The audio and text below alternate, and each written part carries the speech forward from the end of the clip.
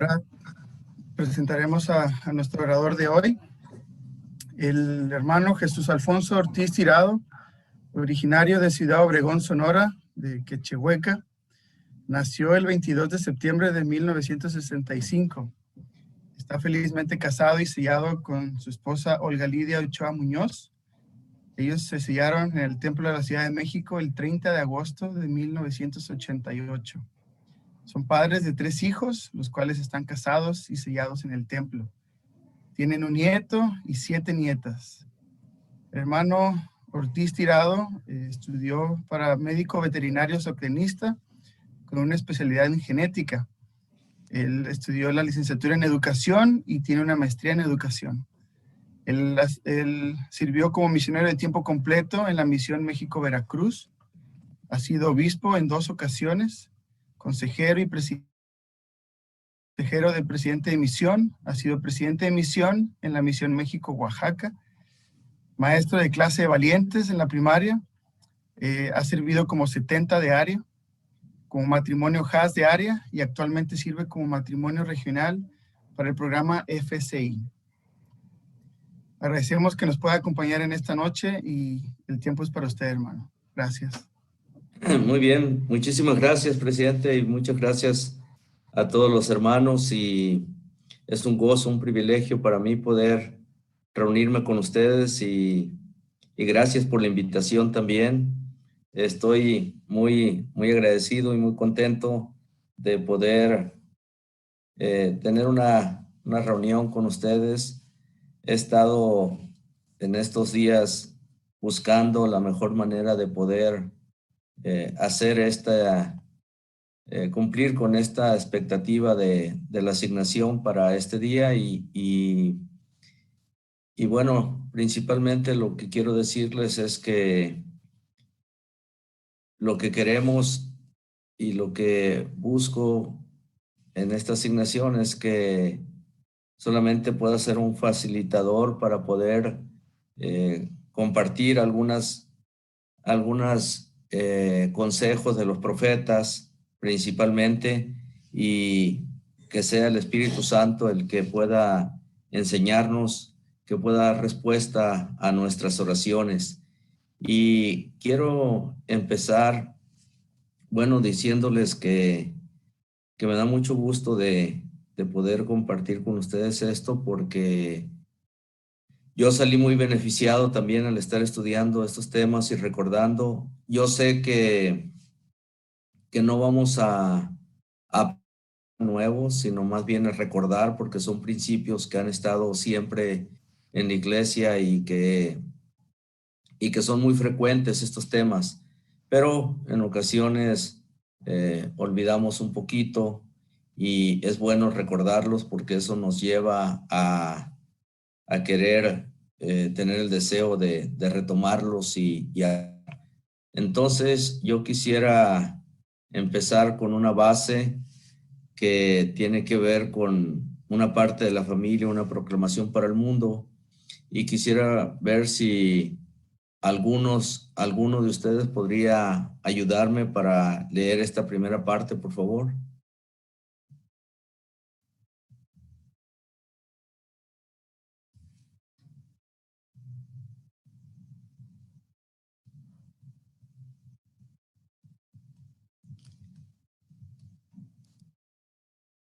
Los que deseen pueden levantar su mano y les abriremos el micrófono. Sí, la hermana Yasmina. ¿Puede leerlo, hermana, por favor?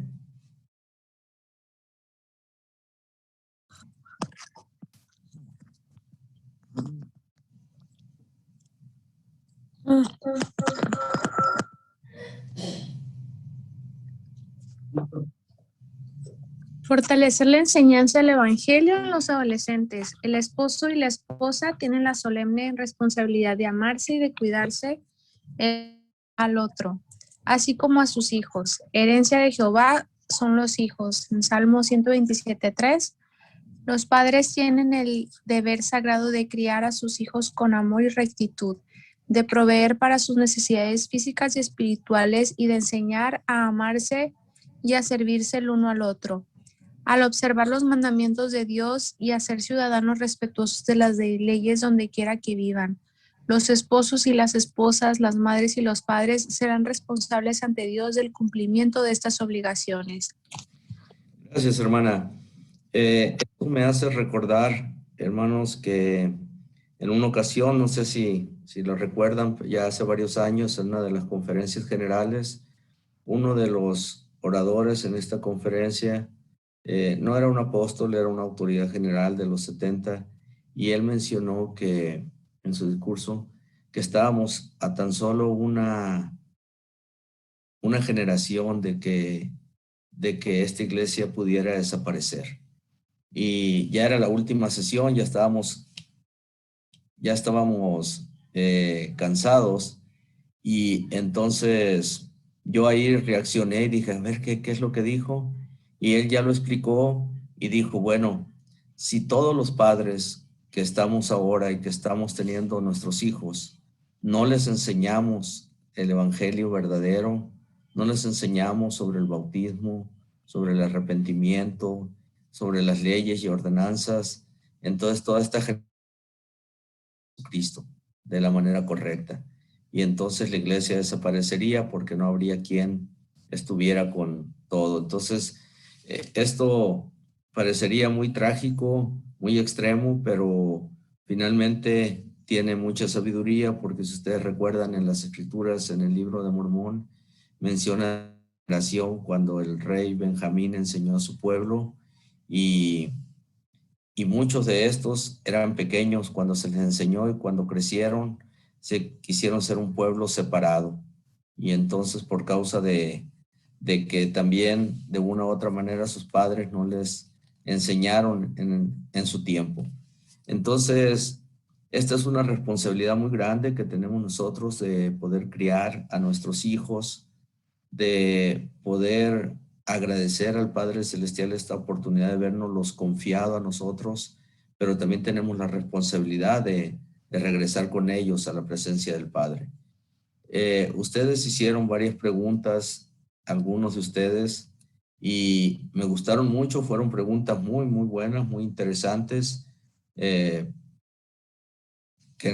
requieren una buena respuesta, y eso es lo que yo estoy tratando de hacer ahora, no responder sus preguntas, pero que el Espíritu Santo pueda ayudarles, y tal vez con algunas de las declaraciones de los profetas pueda servir también para que ustedes tengan una respuesta, y por supuesto de una revelación personal. ¿Alguien de ustedes puede leernos estas preguntas, por favor? Son las preguntas que ustedes hicieron, o algunos de ustedes hicieron.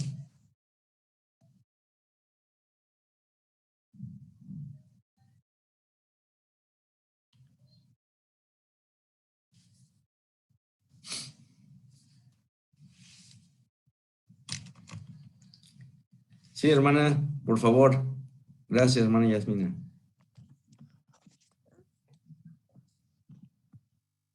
¿Cómo sé que mis hijos están entendiendo el evangelio? ¿Quiere que las lea todas o...? Por favor, sí, las vamos a leer nada más para que podamos tener presente lo que a ustedes les interesa de esta charla. Muy bien. ¿Cómo sé que mis hijos están entendiendo el evangelio?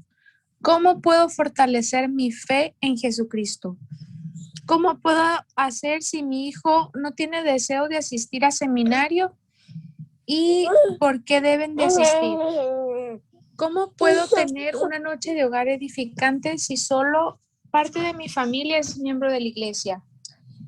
¿Cómo verificar la enseñanza en mis hijos?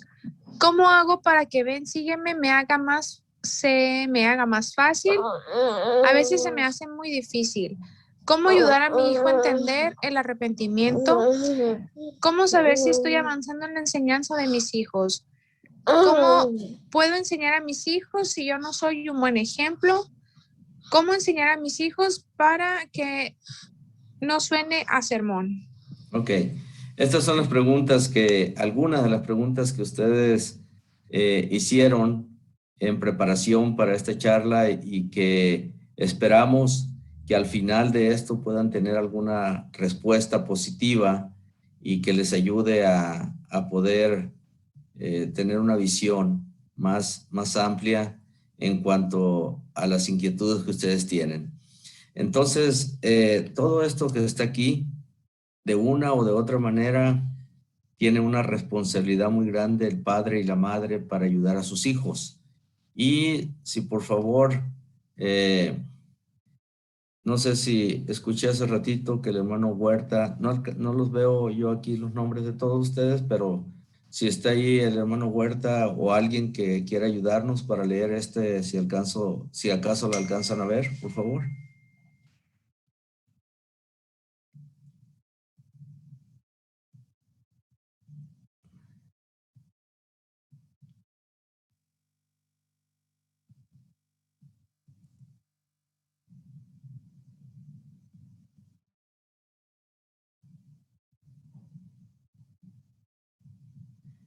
Hermana Vianet, por favor.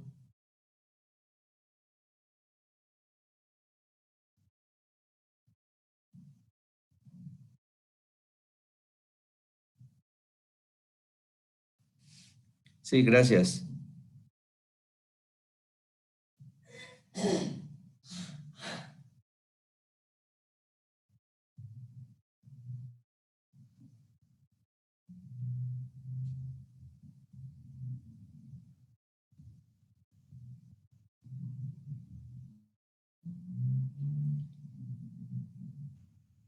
¿Sí nos pueden ayudar, por favor?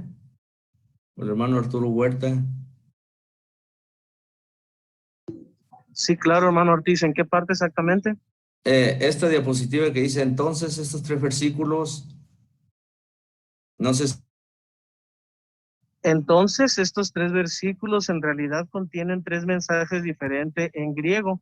Perdón, hermano Huerta, perdón, discúlpeme. Estos 3 versículos que son los que se encuentran en Juan 21, del 15 al 17, donde Cristo está hablando con Pedro y le pregunta, ¿me amas? Y él dice, tú sabes que te amo, y entonces le comienza a decir, apacienta mis corderos y ovejas. De esto se trata. Gracias, adelante, perdón.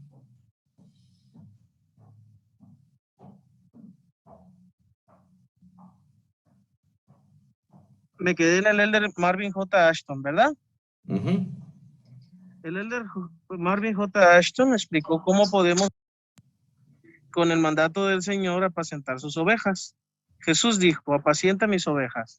No pueden apacentarlas si no saben dónde están. No pueden apacentarlas si les dan alimento. No pueden apacentarlas si no tienen caridad.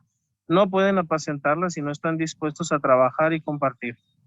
Hay personas necesitadas de todas las edades. Algunos de sus ovejas son jóvenes, están solas y perdidas. Otras están cansadas, afligidas, agotadas por los años. Algunos se encuentran en nuestra propia familia, en nuestro vecindario o en rincones alejados del mundo, donde podemos ayudarles con las ofrendas de ayuno. Algunas están muriendo de hambre, otras se están muriendo por falta de amor e interés. Ok. ¿Qué nos puede decir, hermano Arturo, al respecto? Hay uno de los puntos aquí que dice, a ver, no pueden apacentarlas si les dan motivo para que se resistan. Es lo que faltó. Muy bien, adelante. Me llama mucho la atención donde dice no puede apacentarla si no tiene caridad. La Okay. verdad, últimamente hemos estado hablando mucho como familia. De hecho, ayer estábamos platicando mi esposa de eso, porque como ahorita está en la Sociedad de Socorro, pues hablábamos del lema de la Sociedad de Socorro, ya que este fin de semana va a ser el aniversario de la Sociedad de Socorro, y estudiábamos un poquito lo del lema, de la caridad nunca deja de ser. No podemos apacentar a nuestros hijos, principalmente si no tenemos la caridad. Bien dicho, hermano Arturo Huerta, porque como decimos, la caridad encima de todos los atributos y es algo que debemos de desarrollar principalmente para nuestros hijos, para nuestra familia. Y muy bien, muy buen énfasis en esta parte. ¿Alguien de ustedes quiere comentar algo que le haya llamado la atención de esta cita, hermanos?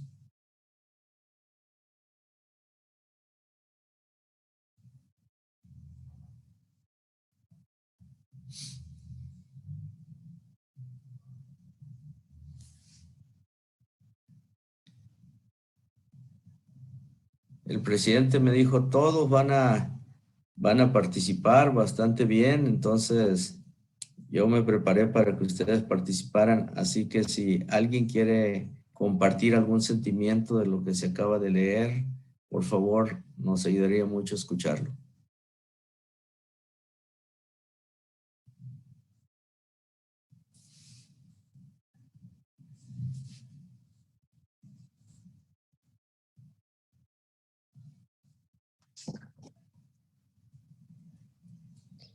Hermano, de nuevo yo. Sí, sí, por favor, hermana. Hermano, yo, por ejemplo, no tengo hijos aún adolescentes, pero puedo ver esa preocupación en las que todo lo que está, pues el mundo, hay como otra realidad en las redes sociales, ¿no? Ahora. Y a mí la verdad es que me preocupa mucho pues el futuro con mis hijos, ¿no? Porque pues ahora lo veo con ellos.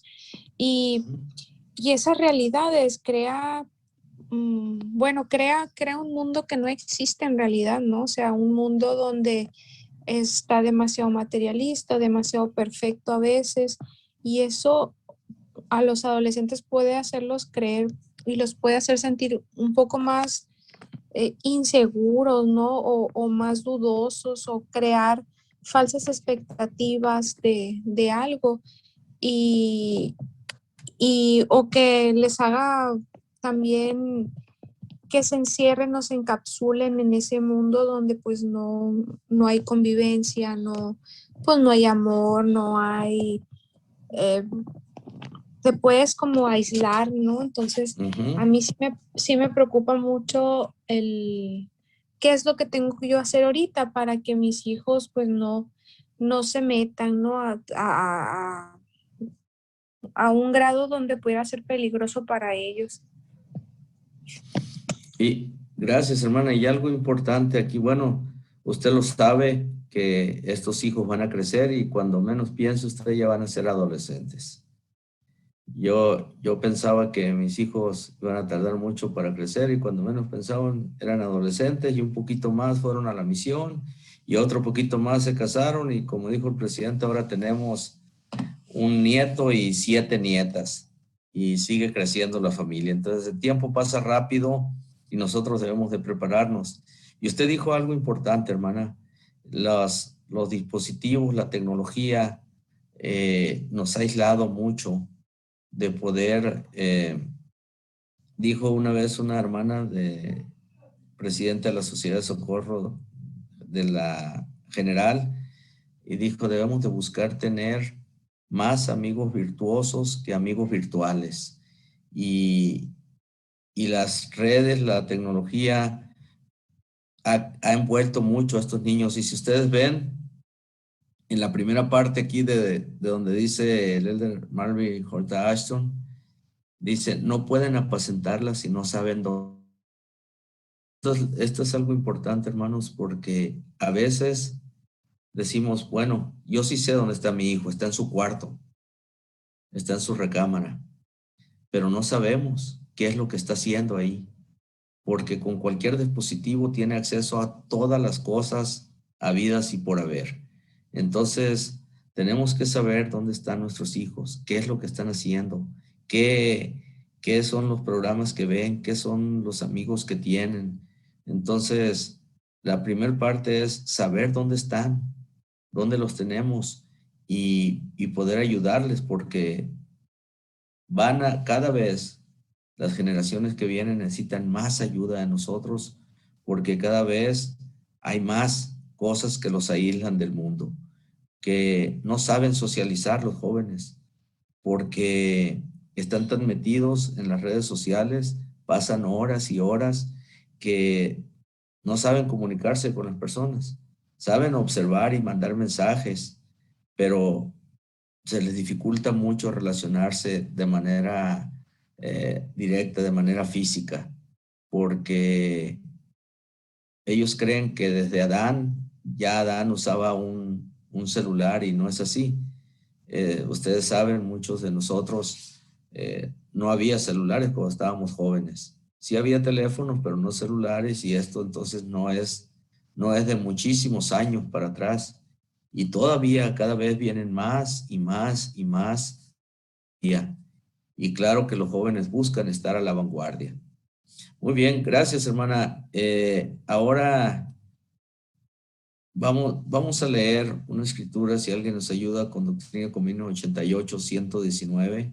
Lo que estamos haciendo ahorita, hermanos, es poner la base de esta charla para poder hablar un poquito de las preguntas que ustedes hicieron, o que a la vez también puedan tener respuesta por causa de lo que estamos revisando aquí.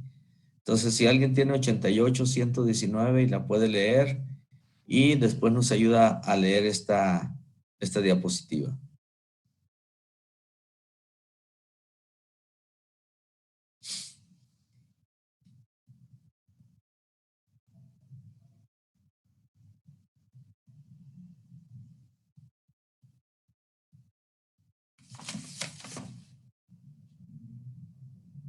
Hermano Ortiz, ¿le puedo volver a ayudar a leer? Sí, por favor. Sí, hermano. El hogar es el fundamento de una vida recta. Antes, perdón, hermano Arturo, discúlpeme. Primero la escritura 88, 119, Doctrina y Convenios.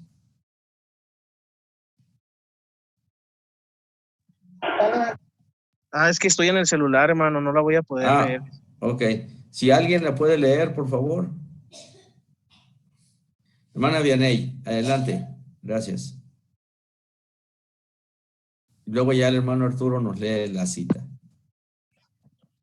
Sí, buenas noches. Daos, preparad todo lo que fuere necesario y estableced una casa, sí, una casa de oración, una casa de ayuno, una casa de fe, una casa de instrucción, una casa de gloria, una casa de orden, una casa de Dios. Recuerdan, esta escritura fue dirigida al templo, pero el templo de Kirtland, pero el Señor dice que tiene aplicación a nuestros hogares, y bueno, hay varias cosas que dice que nos tenemos que organizar y establecer en nuestra familia. Ahora sí, hermano Arturo, por favor. El hogar es el fundamento de una vida recta y ningún otro medio puede ocupar su lugar ni cumplir sus funciones esenciales en el cumplimiento de las responsabilidades que Dios les ha dado. Aconsejamos a los padres y a los hijos dar una prioridad predominante a la oración familiar, a la noche de hogar para la familia, al estudio y a la instrucción del Evangelio, la asistencia al templo y las actividades familiares sanas, sin importar cuán apropiadas puedan ser otras exigencias o actividades. No se les debe permitir que desplacen los deberes debidamente asignados que solo los padres y las familias pueden llevar a cabo en forma adecuada. Ok, gracias. Ustedes saben que, bueno, recuerdan, yo creo, algunos de ustedes, que antes se decía en la iglesia la misión tripartita de la iglesia, y se hablaba de redimir a los muertos, de predicar el evangelio y de perfeccionar a los santos. Después, esos mismos tres temas cambiaron a lo que se llama la obra de salvación. Entonces, estas cosas y la oración familiar, noche de hogar, estudio y la instrucción del evangelio, que significa estudio de las escrituras en familia, y el programa de Ven Sígueme y otras cosas que estudiamos, son la base, son los cimientos para que en una familia se pueda establecer la obra de salvación. Si no hay oración familiar en el hogar, si no se están teniendo noches de hogar, si no se están estudiando las escrituras y el programa de Ven Sígueme, si cuando el templo está abierto no asistimos con frecuencia, si no tenemos actividades familiares sanas, entonces la obra de salvación en nuestro hogar está agarrando un rumbo diferente y los cimientos no se están fortaleciendo. Más que nunca necesitamos poder estar practicando estas cosas con amor en nuestra familia. Pusieron a veces, ¿cómo puedo hacer que una noche, pusieron algunos en sus preguntas, ¿cómo puedo hacer que una noche de hogar sea edificante? Ustedes hagan su noche de hogar, hermanos. Si los niños están dando vuelta en los sillones y gritando, por supuesto que tratamos de que sean reverentes, pero les aseguro que ellos están aprendiendo. Tengan mucha paciencia.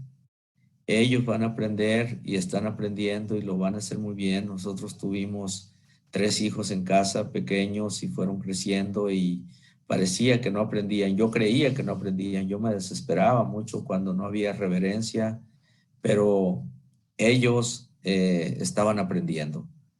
Así que con cada una de estas cosas, busquen todos los días hacerlas, las que van diario, las noches de hogar, por supuesto, una vez a la semana, pero busquen que estos cimientos, cada vez que ustedes los hagan, se van a fortalecer más en su hogar.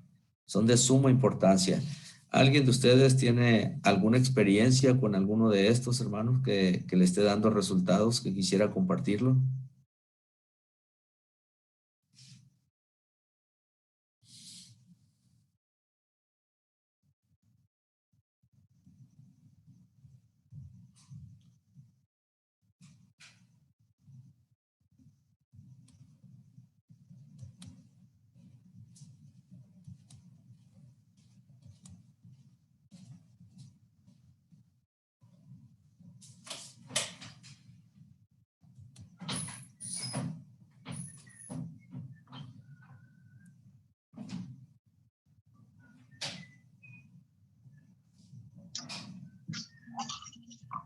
Hola, hermano Ortiz, soy la hermana Sí. Carla Huerta. Por favor, hermana, gusto en saludarle. Y gracias igualmente. Hermano, pues mire, yo,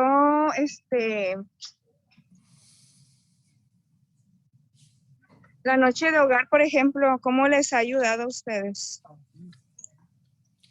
En nuestra familia, Ajá. pues gracias, hermana. Mire, cuando mi esposa y yo nos casamos, dijimos que todos los días tendríamos nuestras oraciones familiares, que cada semana haríamos una noche de hogar, que todos los días estudiaríamos las escrituras, principalmente el libro de Mormón. Y estas cosas pues no son nuevas, han estado en la iglesia por todo de que fueron reveladas. Y nosotros tenemos 32 años de casados, mi esposa y yo. Y hemos estudiado el libro de Mormón 32 veces, una vez cada año. Aparte de leer viendo otras cosas, pero hemos leído el libro de Mormón por 32 veces, una cada año, como le digo, y las noches de hogar han sido una bendición para nosotros. Como mencioné hace un ratito, parece que los niños no aprenden, pero aprenden mucho que nos sorprenden. Entonces nosotros hacíamos la noche de hogar de tal manera que fuera una noche de hogar muy sencilla, muy chiquita, porque cuando estaban pequeños, ya cuando iban creciendo, pues iban teniendo otras responsabilidades, pero a veces, pongo el ejemplo, cuando yo serví la misión, yo recuerdo que en una ocasión, apenas recién iba llegando a la misión, uno de los misioneros salimos en grupo y fuimos unas divisiones, y este misionero se le pidió a la familia que estábamos empezando a enseñar apenas por primera vez, que hiciera una oración, y ellos dijeron, pues no, es que no sabemos cómo. Se le enseñó los pasos, pero de todos modos les dio pena, y el elder dijo, bueno, yo voy a hacer la oración y ya ustedes hacen la última. Pero el elder hizo una oración como de 10 minutos, hermanos. Larguísima, larga. Una oración, yo creo, la más larga oración que yo he escuchado. Y cuando terminó la charla, les pidieron a la familia, él le dijo, ahora uno de ustedes, hermanos, puede hacer la oración. Y todos dijeron que no, dijeron no, pues habían tenido el modelo de de una oración demasiado larga, demasiado extensa, con muchas palabras rebuscadas. Entonces debemos de hacer algo que sea muy sencillo para nuestros hijos si están pequeñitos. Darles pequeñas asignaciones, ponerlos a dirigir un himno, que ellos, estoy muy seguro que mis hijos no se acuerdan de los temas que vimos en la noche de hogar, pero lo que sí recuerdan es que había noches de hogar en nuestra casa y ahora ellos las están haciendo con sus hijos. Entonces, a nosotros nos ha ayudado muchísimo, es uno de los pilares más fuertes en nuestra casa, la noche de hogar, y nunca dejamos de hacerla. Nosotros lo dijimos hace 32 años que tendríamos una noche de hogar cada semana y en su gran mayoría la hemos tenido. Difícilmente hemos dejado una semana sin tener una noche de hogar, y cuando hacemos una noche de hogar cada semana, el Señor bendice nuestro hogar.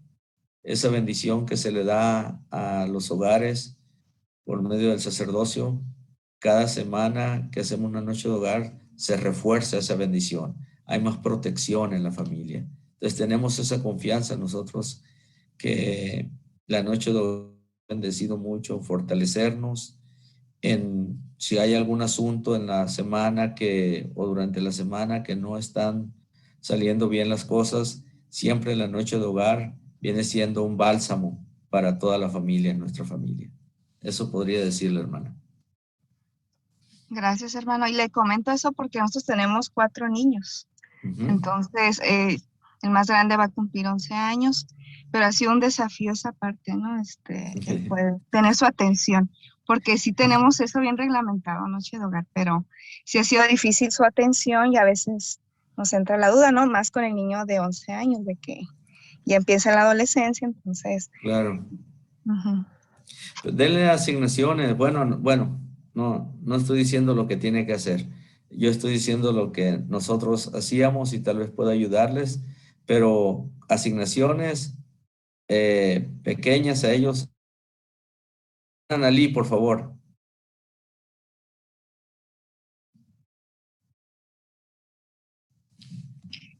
Buenas noches.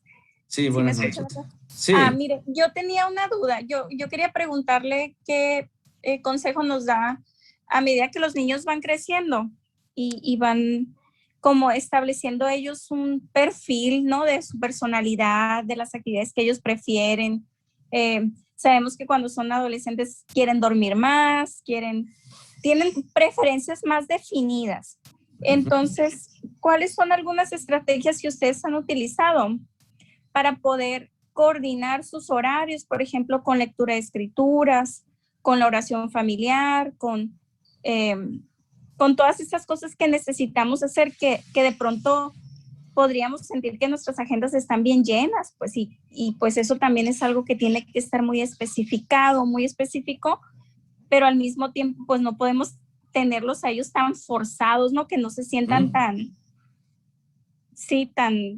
forzados. Entonces, algunas estrategias que ustedes hayan utilizado para tener control de todas esas actividades que se tienen que hacer constantemente. Sí, gracias, hermana. Muy buena pregunta. Y nosotros servimos como presidentes de misión en Oaxaca, y cuando estábamos allá, nuestros hijos el más chiquito era niño, todavía así como 11 años, como el hijo de los hermanos Huerta, perdón, y los otros 13 años, 14 hija. Y comenzamos a tener esos desafíos con nuestros hijos cuando iban comenzando a crecer.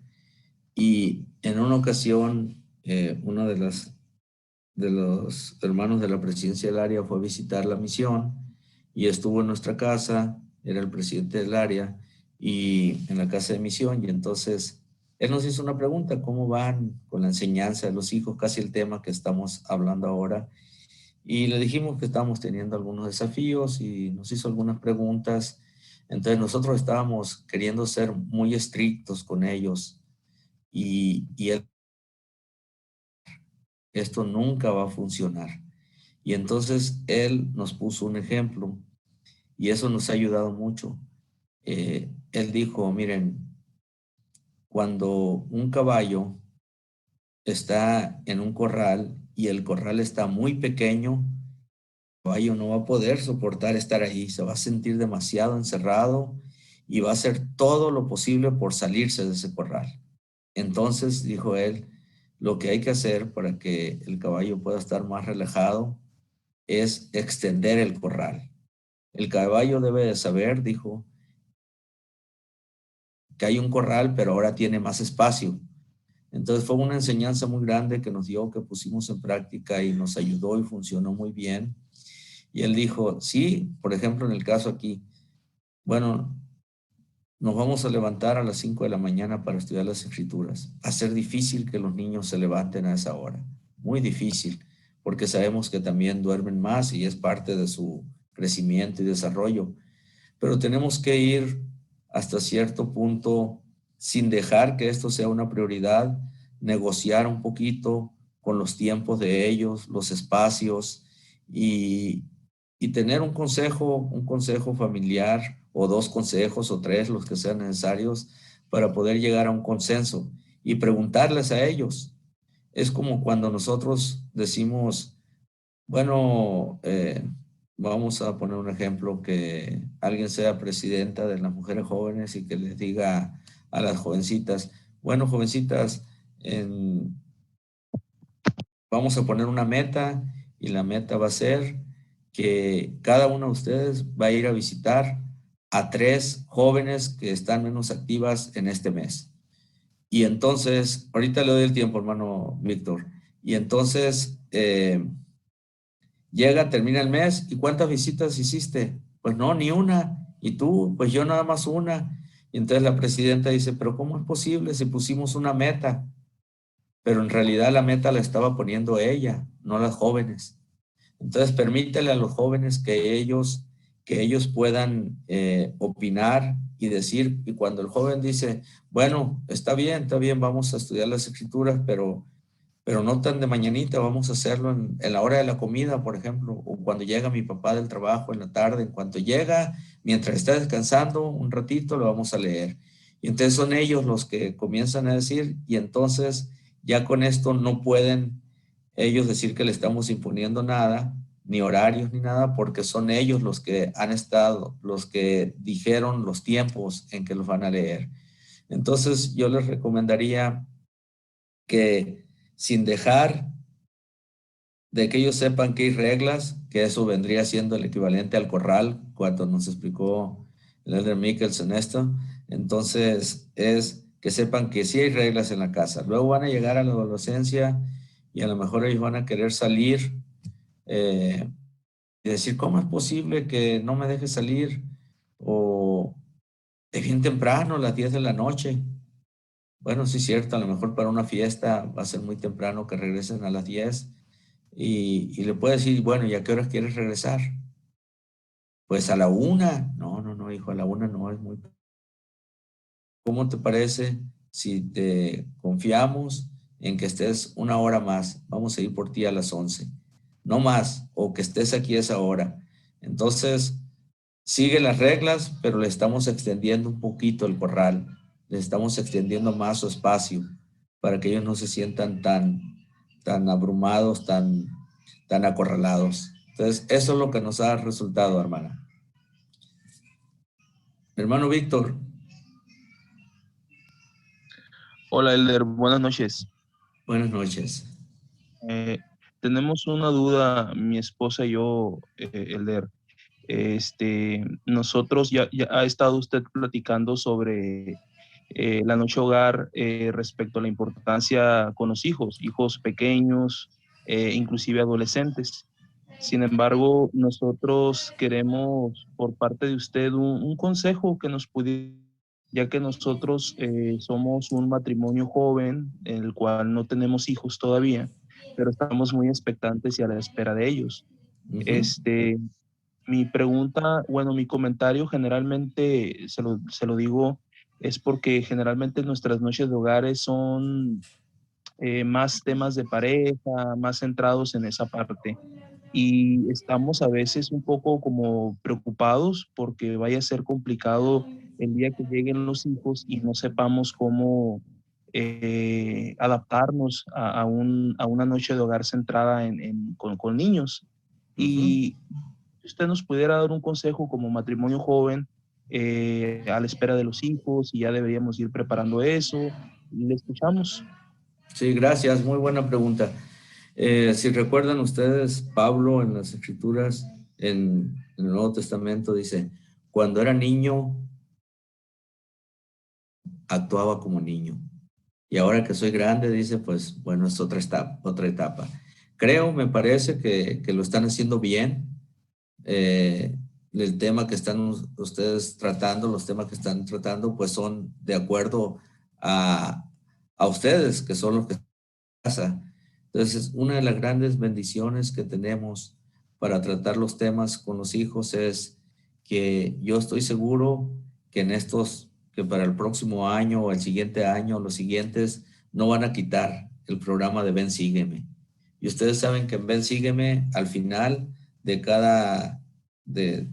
de los temas que analizamos en la semana, vienen las sugerencias para la noche de hogar.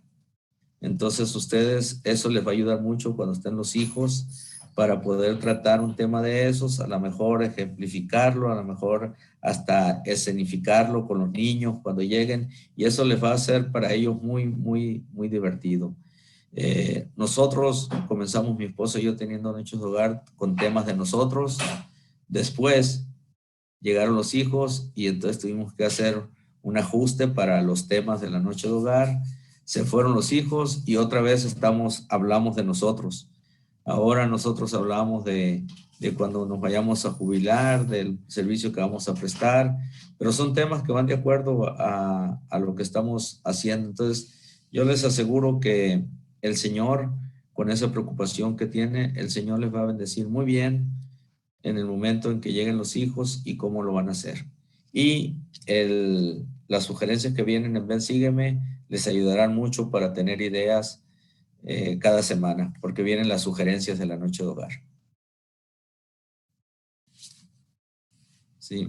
Muchas gracias, Elder. Gracias a ustedes. Muy bien, entonces, miren, me gustaría que algunos de ustedes vean aquí estas escrituras. En Juan 5:39 se las voy a leer rápido para que podamos hacer una pequeña actividad de la importancia, bueno, no actividad, pero podamos hacer algunos comentarios de por qué estudiamos las escrituras. Y ustedes saben que en las escrituras pues viene el Evangelio de Cristo también junto con las palabras de los profetas. Pero si se acuerdan, Juan 5:39 dice, escudriñad las escrituras, porque a vosotros os parece que en ellas encontraréis palabras de vida eterna, y ellas dan testimonio de mí, es lo que está diciendo Cristo. Entonces, aquí hay razones en estas escrituras. Miren, no tienen que estar anotando todo esto. Cuando terminemos, yo le voy a mandar esta al presidente Santana, y él se las podrá distribuir y ustedes ya lo pueden estudiar con más calma, algunas escrituras, etcétera. Pero nada más para que tengan una razón, para que los jóvenes puedan, cuando ustedes les ayuden, el por qué tenemos que leer las escrituras. Aquí hay muchas más escrituras, pero si alguien lee Josué 1:8 y otro que pueda leer 1 Nefi 1:12, nos serviría mucho como ejemplo estas dos escrituras.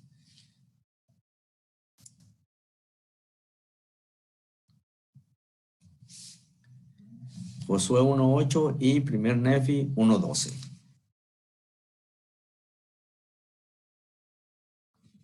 Yo tengo Josué. Por favor, hermana. Sí, gracias.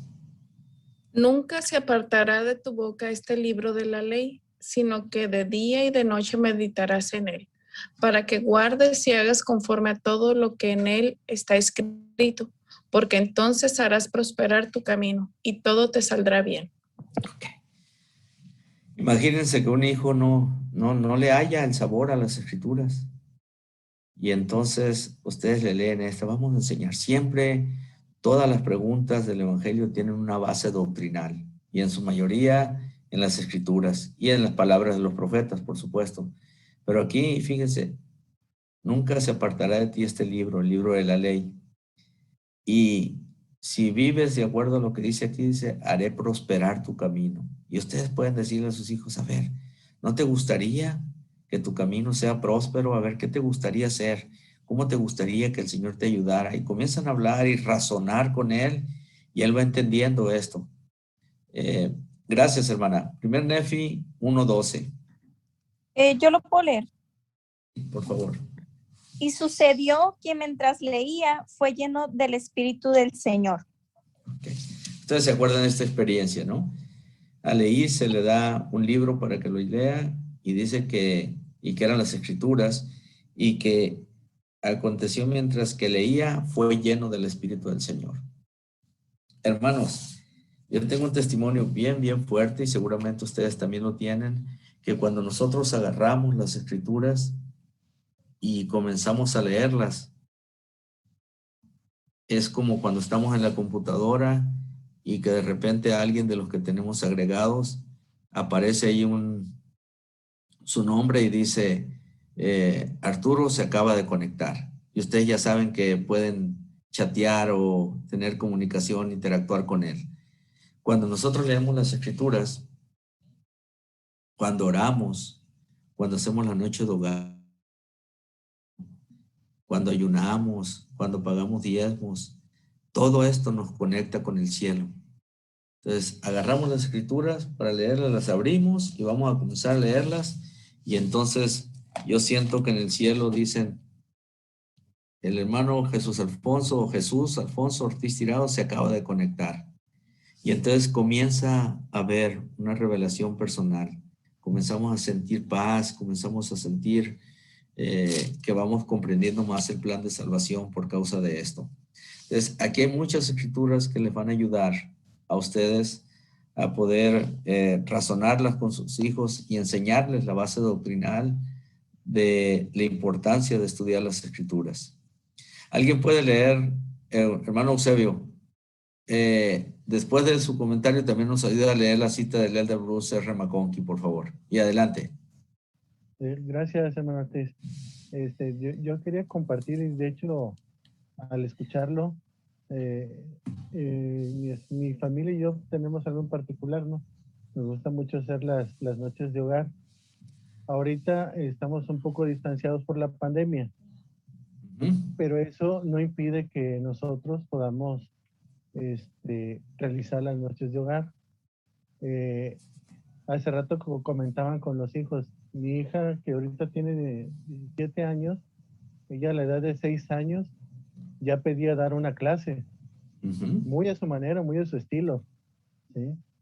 Y nos llama mucho la atención porque ahorita a ella pues ya se le facilita más poder hablar y compartir una clase o un discurso. Ahorita estamos trabajando con nuestros hijos, que uno tiene 14 años, y ahorita él es el encargado de instruirnos, principalmente en el sacerdocio, ¿no? Porque mi esposa, mi hija, a lo mejor no están muy familiarizados con el sacerdocio. Entonces, la noche de hogar nosotros lo estamos utilizando para eso, para que ellos puedan tener esa facilidad de palabra, principalmente para que mis hijos cuando vayan a la misión puedan desarrollarlo, puedan hablar realmente del evangelio, que es lo que se espera, ¿no? En una noche de hogar. Y de esto, hermano, yo le debo de agradecer muchísimo a mi esposa. Yo no sé si está conectada ahorita a ella. Lo más seguro es que sí, porque les hace seguimiento en la semana. Pero ella es un pilar muy fuerte también, en compañía de uno, tratando yo de esta parte de donde estoy, que juntos, a pesar de que tenemos la distancia, hacemos la noche de hogar. Yo cada semana estoy ansioso por tenerla porque es una oportunidad que yo tengo de convivir con mi familia, ¿sí? Y déjeme aclarar, no estamos separados por nada malo, ¿eh? Claro. Es cuestión de trabajo pero yo sé realmente que las noches de hogar son un pilar muy fuerte donde podemos edificarnos y principalmente nuestros hijos se van fortaleciendo y dicen que cuando el pilar fuerte se va cayendo, los demás fortalecen a ese pilar. Y es un gusto para mí poder hablarles del Evangelio a ellos, y al igual a mi esposa, cómo se esmera, cómo hace todo con muchísimo gusto para que ellos puedan ser buenos hombres, una jovencita, buenas jovencitas, y que a su vez ellos puedan dar el ejemplo ante sus amigos, ¿no? Cuando están en la escuela, cuando están platicando con ellos, y se preguntan por qué son así, por qué no dicen groserías, o por qué su forma de ser es muy diferente a los demás, y a su vez que ellos puedan predicar el Evangelio. Muchas gracias, hermano. No, gracias, lo están haciendo muy bien. Y así es como funciona esto. Cuando los hijos están en la jugada, la familia está en la jugada, esto se da de manera natural. Los hijos no tienen que andar diciendo, obsérvenme que yo no digo groserías. Ellos se comportan como deben de comportarse, de lo que están aprendiendo, de los profetas, pero principalmente del Espíritu Santo. ¿Nos puede ayudar, por favor, a leer la cita del Elder Russell R. McConkie, por favor? Sí, las personas que estudian el Evangelio, lo cual quiere decir, en particular, los libros canónicos y las palabras de los profetas, y que meditan en los principios de este, experimentan un aumento de fe y el deseo de hacer lo correcto, así como un sentimiento de inspiración y de comprensión que no se puede experimentar de ninguna otra manera. Ok. No se puede experimentar de ninguna otra manera si no nos conectamos con el Evangelio. Pero para poder conectarlo necesitamos tener tiempo, necesitamos tener fe. Hay gente que dice, yo no pago los diezmos porque no tengo dinero, porque no me alcanza el dinero. Yo no hago noches de hogar porque no tengo tiempo. Eso. Yo digo que no es cierto. Siempre hay tiempo para el Señor. Hacemos muchísimas otras cosas más. Usamos tanto tiempo en otras cosas, pero más bien lo que no tenemos es fe. Lo que no tenemos es esperanza. ¿Para qué la hago? ¿De qué me sirve esto? Y entonces, ¿de qué me sirve? No, nunca he visto los beneficios. Y comienzan a suceder estas preguntas, entonces la fe es lo que va a hacer la diferencia.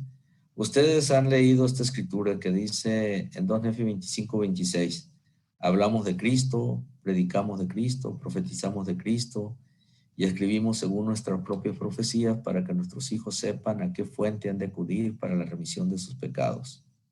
Siempre, hermanos, siempre que estén leyendo las escrituras, aunque se esté hablando de guerras, aunque se hable, que no se mencione el nombre de Cristo en ese capítulo que van a leer o en esos versículos, siempre busquen conectar la enseñanza, lo que ustedes están leyendo, con algún atributo de Cristo, algún carácter de Cristo, algún ejemplo de Cristo. Si estamos hablando de la construcción del barco, a ver qué atributos tenía Nefi, qué atributos descubren que se parezcan a los atributos de Cristo en esta parte. ¿Qué hizo Nefi? Bueno, pues él tenía fe. Bueno, él fue diligente, él fue obediente y comenzamos a conectar la enseñanza de las Escrituras con la vida de Cristo, con su carácter, con su ejemplo. Y a ver, Amón, a ver el rey Amón y qué hizo, a ver esto y todo lo que vamos leyendo en las Escrituras y en las palabras de los profetas tiene que tener una conexión con Cristo. Esto hace que la enseñanza tenga un sentido de conversión y que también tenga un sentido de relevancia. Cuando los jóvenes dicen, valió la pena leer las Escrituras, a ver, terminan de leer las Escrituras o de tener una noche de hogar o de platicar algo del Evangelio, a ver, ¿qué fue relevante para ustedes de lo que escucharon? ¿Qué les llamó la atención? ¿Qué se llevan de esta clase? ¿Qué aprenden? ¿Qué pueden poner en práctica? Todo esto no podemos un día, no deberíamos de que en nuestros hogares no se mencione el nombre de Cristo con frecuencia.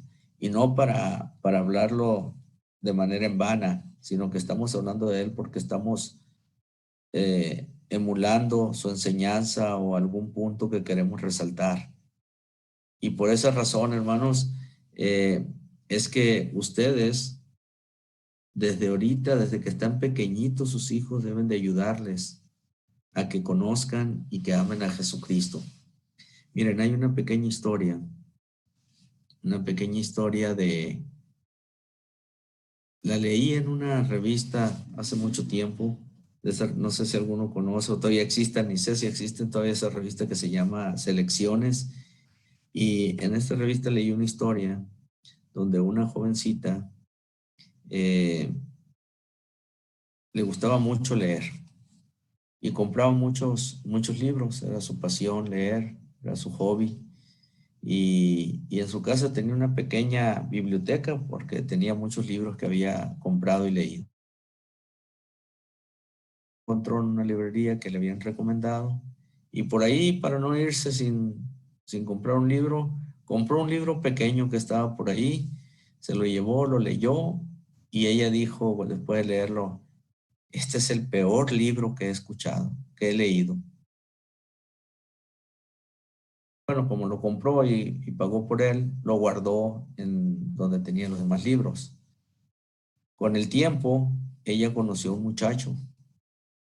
Y este muchacho, pues también le gustaba la lectura. Y cuando estaban hablando en una ocasión, se hicieron novios inclusive. Y cuando estaban hablando de libros, él le pregunta que si cuál es el libro que más le ha gustado. Y ella saca un libro y le dice, este para mí es el mejor. Y le hizo la otra pregunta, ¿cuál es el peor libro que has leído? Y se acordó de aquel librito y lo sacó y dijo, este es el peor. Y él le preguntó, ¿por qué?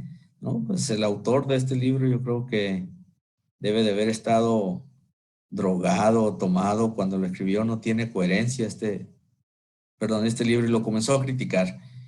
Y él comenzó a reírse un poquito, a sonreír, y le dice, ¿ya viste el nombre del autor? Y cuando ella ve el nombre del autor, dice, oye, qué casualidad, tiene el mismo nombre que tú. Y él le dice, no, no es casualidad. Ese soy yo escribí este libro. Y ella se sonroja y dice, ¿cómo crees? Sí, cierto, no fue un buen libro, fue un intento, pero el siguiente creo que ha sido mejor. Y el muchacho pues se fue, había ido a la visita y esa noche regresó a su casa y ella, cuando él se fue, volvió a tomar ese libro y lo leyó todo. Y después de que lo leyó, lo cerró, lo trajo hacia ella, lo abrazó el libro y dijo, este es el mejor libro que he leído. Pero ahora había una diferencia, hermanos. ¿Y quién percibe cuál es la diferencia ahí? ¿Cuál fue la diferencia ahora de que ella le pareció el mejor libro?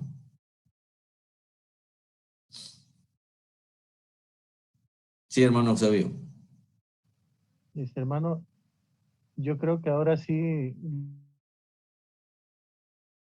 tal cual como debe de ser, tratando de comprender realmente lo que el autor quiere darnos o lo que nos quiere enseñar. Muchas veces, o no sé, creo que todavía se juzga un libro por la portada, ¿no? Sin antes leerlo. Entonces, yo pienso que ahora lo hizo con mayor interés que antes. A lo mejor, cierto, le gusta leer, comenzó a leer, como cuando leemos, por ejemplo, el texto aquí del Elder Bruce R. McCon, que si yo leo, las personas estudian el Evangelio, si no respeto puntos y comas, pues no tiene sentido, ¿no? Ok. Entonces, yo creo que ahora sí lo hizo detenidamente. Y había, sí, gracias. Y había aquí, hermano Eusebio y todos, había una diferencia ahora. Y la diferencia también, aparte de lo que dice el hermano, lo leyó más detenidamente, pero ella ahora sabía quién era ese autor. Y no nada más sabía quién era, también lo amaba.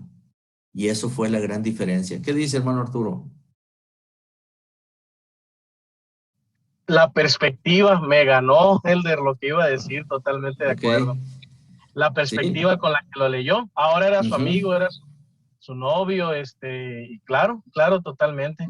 Y lo pues amaba. también, exactamente. Gracias, Elder. No, gracias a usted. ¿Quién es el autor de las Escrituras, hermanos? ¿Quién es el autor de las Escrituras? Y en Juan 5:39 otra vez dice, escudriñad las Escrituras, porque a vosotros os parece que en ellas encontraréis palabras de vida eterna, y ellas dan testimonio de mí.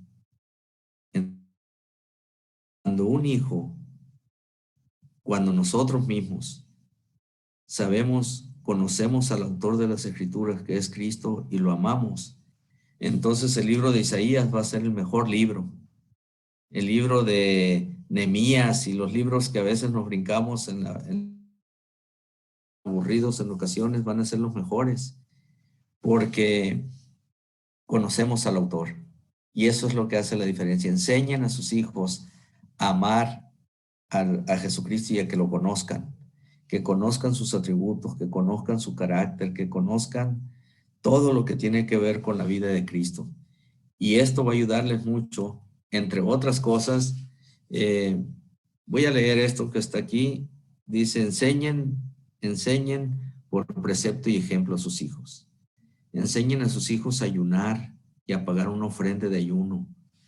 Es bien difícil para los hijos dejar de comer, y para nosotros también, pero enséñenles. Vayan a Isaías 58 y ahí está la base doctrinal. En el versículo 4, hay 6 bendiciones por ayunar, y en los siguientes versículos hay 12 bendiciones por pagar una ofrenda. Enséñenles y díganles, miren, por esto ayunamos. Enseñen a sus hijos a trabajar y a pagar un diezmo. Cuando estábamos en la misión, un misionero vino conmigo y me dijo, yo no me siento bien enseñando porque hay cosas que no tengo un testimonio. Y yo, ¿cómo qué? Le dije, principalmente el diezmo, me dice. Yo nunca he pagado un diezmo, nunca. Siempre en la casa, mis papás, pues no trabajé, no tuve necesidad, y entonces no es que no haya querido pagarlo, sino que nunca gané dinero así en un trabajo, nunca he trabajado.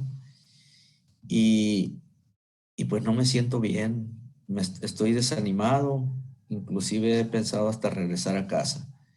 Y dije yo, no, algo tenemos que hacer. Entonces le dije, bueno, vamos a ver qué es lo que vamos a hacer. Siga en su área. Estuve orando al respecto y me llegó un sentimiento, y entonces le hablé por teléfono y le dije, Elder, este lunes faltaban como 2 días, creo que era sábado. Este lunes, que es su día de preparación, venga a la oficina y traiga un pantalón de mezclilla, una playera, y aquí lo espero.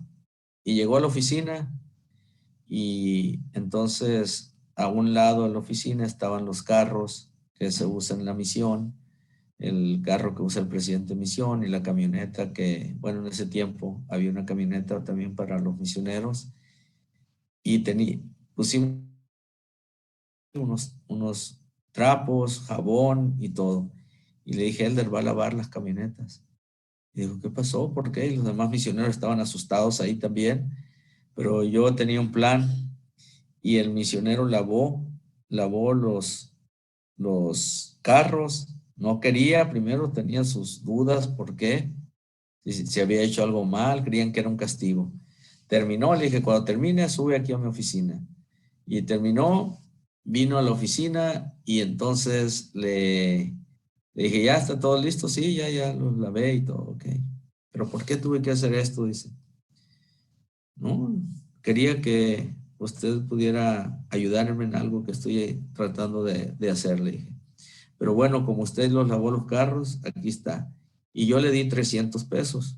No costaba tanto lavar un carro en ese tiempo. Y no, me dijo, ¿cómo cree? No, pues yo quiero que usted lo tenga. Le dije, tenga su dinero, se lo ganó. Aunque los misioneros no trabajan, no deben de trabajar acá por ganar dinero, aquí hay una excepción. ¿Y qué hago con este dinero? Pues usted sabrá qué es lo que tiene que hacer. Así que se fue el Elder con los 300 pesos, y como a los 15 días, él me habló por teléfono y me dijo, presidente, el domingo pasado pagué 30 pesos de diezmos. y cuando los pagué, no sabe, dice, la carga que se me quitó de la espalda. Sentimiento de paz, de un testimonio de que ahora que predique los diezmos a las personas, les voy a decir que se siente mucha paz, que se siente, lo que yo sentí, lo voy a compartir. Ahora tengo un testimonio. Entonces, enseñen a sus hijos, hermanos, denle alguna asignación pequeña, que haga algo, que gane, y enséñenle la base doctrinal de los diezmos. Igual del ayuno, del día de reposo, ¿por qué? Y también, inclusive, ahí mismo en Isaías 58, y hay muchas escrituras, pero no le digan porque es un mandamiento, no es suficiente para ellos. Hay que enseñarles la base doctrinal. Mira, por esto es la consecuencia, esta es la bendición. Enséñenles a ser muy agradecidos y serviciales, que ayuden en casa, involucren en la historia familiar y la obra del templo, incluyendo su matrimonio, que ellos tengan en la mente, que sepan y que tengan el deseo de no conformarse con menos que un matrimonio en el templo. Enséñenles sobre la ley de castidad y la palabra de sabiduría. Enséñenles sobre la importancia de asistir al seminario y servir una misión. El presidente Russell M. Nelson mandó una carta, el por qué asistir al seminario.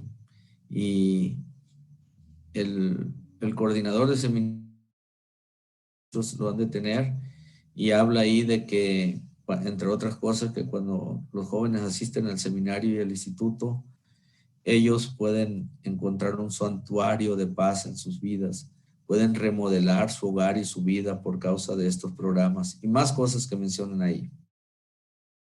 Sobre la importancia de estudiar y prepararse para tener una familia. Entre más se prepara uno de manera intelectual, tiene más oportunidades en la vida. Pero lo más importante de todo, hermanos, enséñenles sobre la expiación de Jesucristo. Miren, les comento algo rápido. Estábamos nosotros en un seminario de presidentes de misión, y el elder Bednar estaba con nosotros ahí. Eso fue aquí en México. Y él había venido, y entonces esto sucede una vez al año, que viene una autoridad general, un apóstol, y bueno, se reúne con los presidentes de misión. Y le llaman un seminario de presidentes de misión. Y él estaba enseñando algunas cosas a los presidentes de misión. Y entonces él dijo, bueno, voy a enseñarles un principio aquí y una doctrina también. Y él dijo, yo voy a ser un misionero, que yo tengo un problema. Y mi problema es que no puedo dejar de entrar al internet.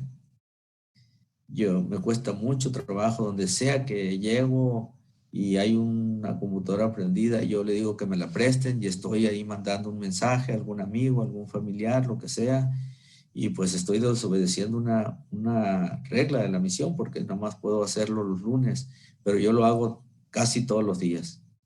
Entonces, ¿cómo me pueden ayudar? Y ya pusieron algunos ejemplos, y algún presidente vino y dio algo y dijo, no, esto no me sirve. Y otro, y entonces finalmente dijo, miren, este misionero no tiene un problema del internet. Su problema es que no entiende la expiación. Cuando alguien no va a la capilla, no tiene un problema más que de que no entiende la expiación. Todo se centra en la expiación de Jesucristo. Entonces, enséñenle a sus hijos sobre la expiación, y esto va a ayudarles. Yo les aseguro que cuando ustedes y un joven entienda, nunca vamos a entender en su totalidad la expiación, pero lo más que podamos aprender, les aseguro que todas las preguntas que ustedes pusieron ahí, y muchas más, todas las que quieran preguntar, se resolverían si entendiéramos más la expiación. Pero para poder entender la expiación necesitamos saber qué sucedió tanto en el Getsemaní como en la cruz. Y me gustaría que alguno de ustedes Estas son algunas imágenes de estos últimos momentos de la vida de Cristo, pero me gustaría que alguno de ustedes que lea así clarito y pausado pudiera leernos esto que dice la agonía mental de Cristo en Getsemaní.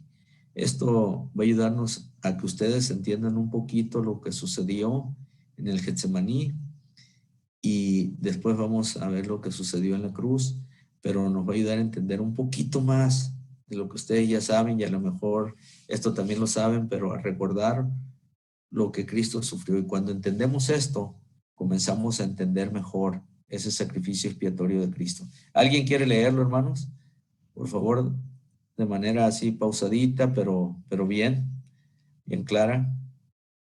Hermana Rocío, por favor, gracias.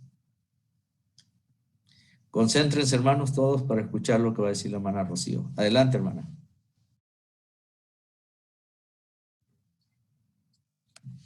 ¿Sí me escucha? Sí, muy bien. Ok. Dice, la agonía mental de Cristo en Getsemaní. La más gráfica e importante escena neuropatológica relatada en las Escrituras es una de la que se relaciona con la mayor inteligencia de todas, la de Jesús, cuya angustia mental y sufrimiento en el jardín de Getsemaní y en la cruz están más allá de comprensión humana. Doctrinas y Convenios 19, 15, 18. Las alteraciones químicas o físicas que ocurrieron en el cerebro durante tan horrorosa experiencia permanecen conocidas. No obstante, las complejas alteraciones metabólicas y de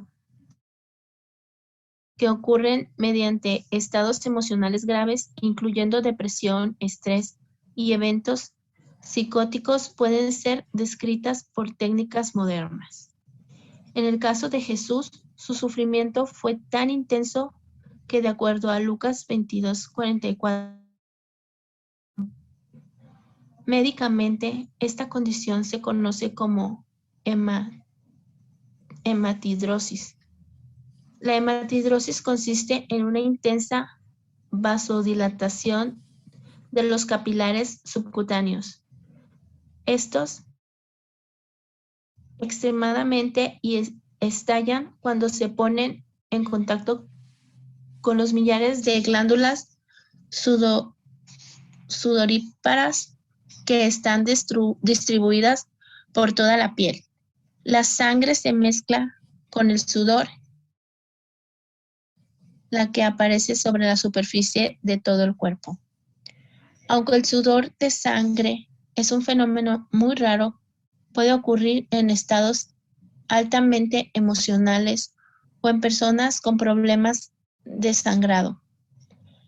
La hematidrosis indicaría que la presión sanguínea de Jesús estaba muy elevada y que sus glándulas sudoríparas trabajaban intensamente en respuesta a un sistema nervioso autónomo que estaba respondiendo al máximo a su torturada condición mental y su agonía emocional en el Getsemaní.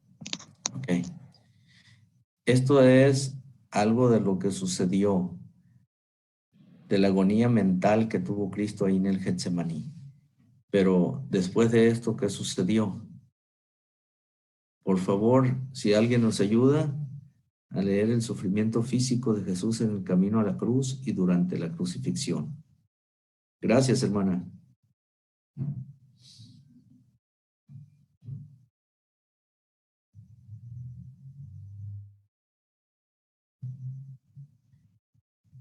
Adelante. El sufrimiento físico de Jesús en el camino a la cruz y durante la crucifixión. Como resultado del sangrado a través de sus poros, la piel de Jesús debe haber estado frágil y sensible.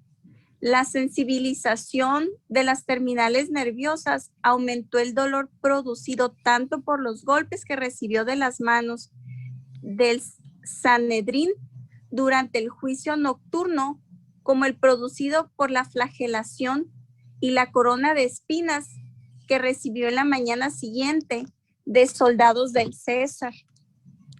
La flagelación que Jesús sufrió debe haber dejado expuestos sus músculos de la espalda, mutilados los nervios sensitivos y producidos hemorragia y shock. Cuando la cruz que cargó parte del camino a Gólgota desgastó su lacerada espalda. El extremo malestar de sus terminaciones nerviosas debe haber sido abruptamente renovado cuando fue despojado de sus ropas y clavado en la cruz.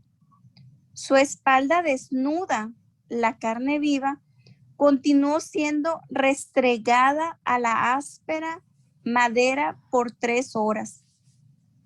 Aún este dolor pudo haber sido opacado por el que le produjeron los clavos.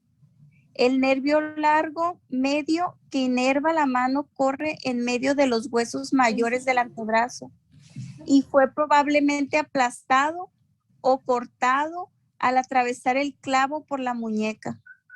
Angustiadísimos dolores se propagarían por los brazos, mientras las manos experimentarían calambres.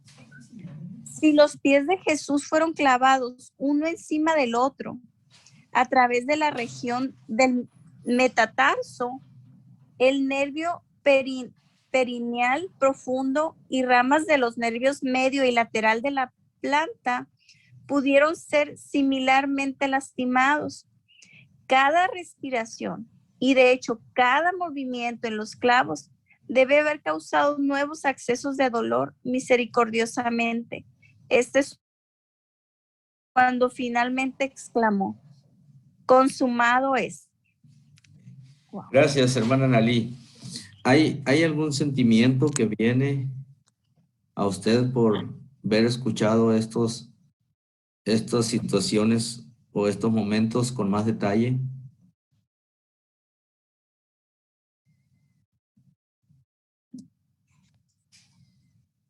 ¿La pregunta es para mí o para cualquier persona? Sí, para usted, hermana, que lo leyó. Ay, sí, pues yo sentí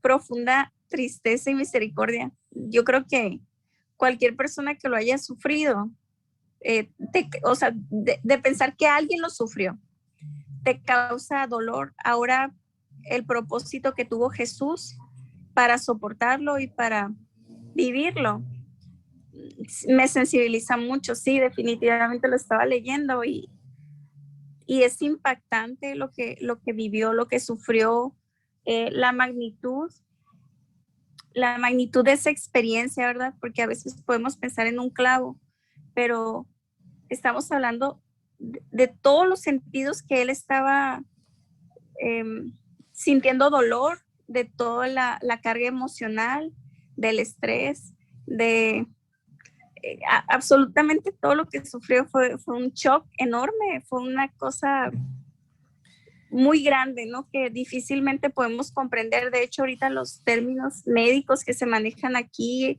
a veces uno se queda impactado, ¿no? Porque todo nuestro cuerpo está conectado. Entonces él estaba sufriendo de cada miniatura de su cuerpo y lo hizo por nosotros. Entonces, exacto. Sí, esto es muy cierto. Yo he leído esto muchas veces. Leerlo sin que me invada ese sentimiento de gratitud, de amor, sin que las lágrimas corran por mis ojos, por causa de lo que Él hizo por mí y por cada uno de nosotros. ¿Usted tiene hijos pequeños, hermana Analí? ¿Tiene hijos? Sí, tengo una niña de 11 años. Ok. ¿Cree usted que si usted comparte esto, lo analizan ahí con su niña, ella podría entender un poquito mejor el sacrificio de Cristo por ella? Sí, definitivamente, claro. Ok, muy bien. Pues, hermanos, hay mucho que hablar, muchas cosas que se pueden mencionar, por supuesto que no podemos asimilar todas las cosas a la vez. Estoy seguro que la respuesta a muchas de nuestras preguntas tienen que ver con entender mejor la expiación. Esto es algo de tanto que hay sobre la expiación, pero yo quiero decirles con todo mi corazón y con todo mi amor, Jesucristo pagó por mis pecados, que Él es mi Salvador, que Él es el camino, la verdad y la vida, y nadie, ni ustedes ni yo,